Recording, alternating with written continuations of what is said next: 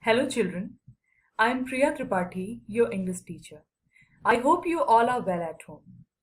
Today in English literature, we'll study the poem The Bengal Sellers by Sarojini Naidu.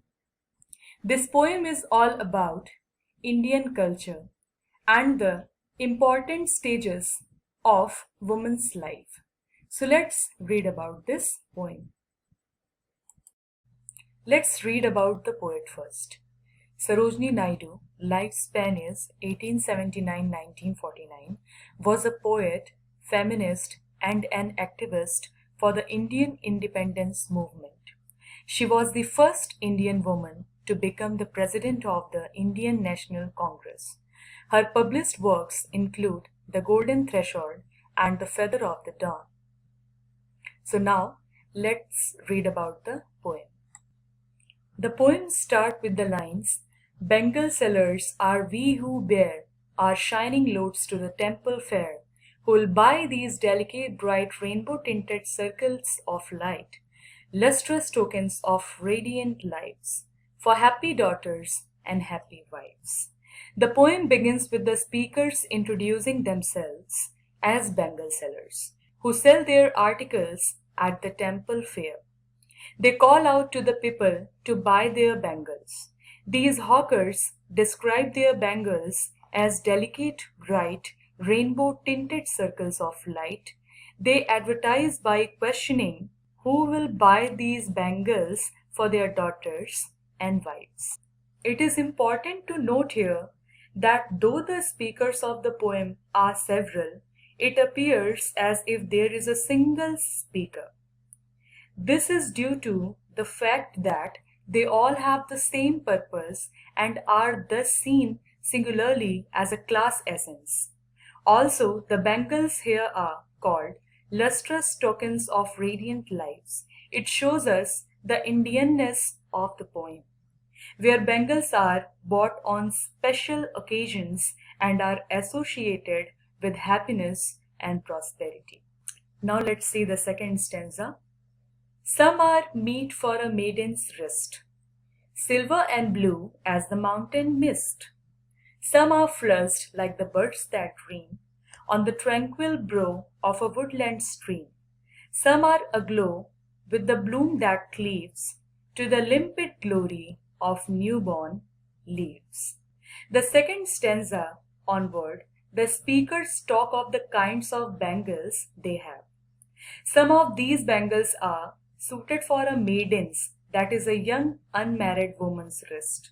They are silver and blue in color, like the mountain mist. Some of them are flushed, that is pink and light red in color, like flower buds growing beside a woodland stream. Still others are green and glowing like the transparent beauty of newborn leaves. In Indian society, bangles have an important cultural and religious place. Different colored bangles are worn by women in different stages of life. Blue, silver, and green are generally worn by young maidens. It is interesting to note that the poet here uses the words flush like the birds that dream. The word birds here is suggestive of chastity. Birds that dreams present before us an image of young girls dreaming of marriage. In this stanza, the poet presents the stage of youth in a woman's life. Now let's see the third stanza. Some are like fields of sunlit corn, meet for a bride on her bridal morn. Some like the flame of her marriage fire, or rich with the hue of her heart's desire, tinkling, luminous, tender and clear, like her bridal laughter and bridal tear. In the third stanza, the Bengal sellers say that some of their bangles are yellow like fields of sunlit corn. Bangles of this color are perfect for a bride on her bridal morn. Some of the bangles they have are bright red.